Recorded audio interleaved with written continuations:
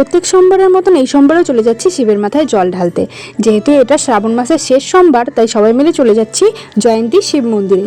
সকাল থেকে যেহেতু ভীষণ বৃষ্টি হয়েছে, তাই আমাদের বাড়ি থেকে বেরোতেও কিন্তু অনেকটাই দেরি হয়ে গিয়েছে। আর যেহেতু বললাম আমাদের আসতে একটু লেট হয়ে গেছে, তাই কিন্তু বেশি ভিড়ও ছিল না মন্দিরে, সবাই পুজো দিয়ে চলে গেছে। তো আমরা মন্দিরে পৌঁছে দেখি একটা পুরো ফ্যামিলি এসেছে পুজো দিতে।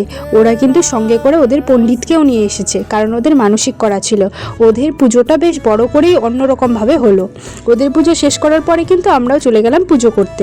আর খুব বেশি ভিড় না থাকায় আমরা কিন্তু আমাদের পুজোটা বেশ সুন্দর মতন সম্পূর্ণ করতে পেরেছি। আর আমি শুনেছি শিব ঠাকুরের নন্দীর কানে কানে যদি তুমি তোমার উইশটা বলো, তাহলে নাকি সেটা পূরণ হয়। তাই আমি আমার মনের ইচ্ছেটা কিন্তু নন্দীকে বলে দিচ্ছিলাম। তারপরে কিন্তু আমরা আমাদের পুজো শেষ করে বাড়ি যাওয়ার জন্য রওনা দিলাম। আর যাওয়ার সময় দেখলাম 15ই আগস্টের জন্য কিছু বাচ্চারা কিন্তু প্যারেড প্র্যাকটিস করছে। যাওয়ার সময় একটা সামনে মন্দির দেখতে পেয়ে ভাবলাম এই মন্দিরটাতে একটু ঢুকে যাই। মন্দিরটাতে ঢুকে দেখি এখানে প্রণামের বক্সে কিন্তু মৌমাছির চাক বেরিয়েছে, দেখো। কিন্তু এগুলো কিন্তু কাউকে কামড়ায় না। সো আমার আজকের ব্লগটা ছিল এই পর্যন্তই। তোমাদের কেমন লেগেছে অবশ্যই কমেন্ট করে জানাবে। Thanks for watching.